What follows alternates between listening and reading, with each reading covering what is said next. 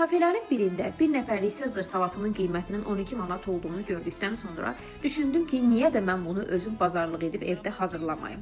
İndi isə gəlin sizə həmin Sezar salatının hazırlanma qaydasını paylaşım. İlk öncə kahını və yaxud da iceberg kələmini bir neçə hissələrə bölüb kənarda saxlayırıq. Daha sonra onun üzərinə suxari əlavə edirik. Suxarini hazır formada da ala bilərsiniz, özünüz evdə də hazırlaya bilərsiniz. Toyuğun döşətini siz bütün formada da qızardıb sonradan doğraya bilərsiniz. Mən isə onu çiğ halda doğrayıb qızartmağı daha çox üstünlük verdim. Daha sonra çeri pomidorunu kənarda 2 hissəyə bölür, Holland pendirini isə rəndədən keçiririk.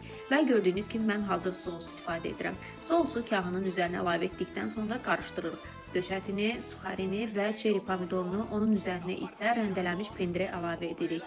Və budur, salatımız hazırdır. Boşqaba düzdükdən sonra üzərinə bəzək üçün toyuğun ağ ətini, çeri pomidorunu və rəndələnmiş pendiri əlavə edirik. Onu da deyim ki, cəmi 10 manat ödəməklə 3 nəfərlik Sezar salatı hazırlamış oldum.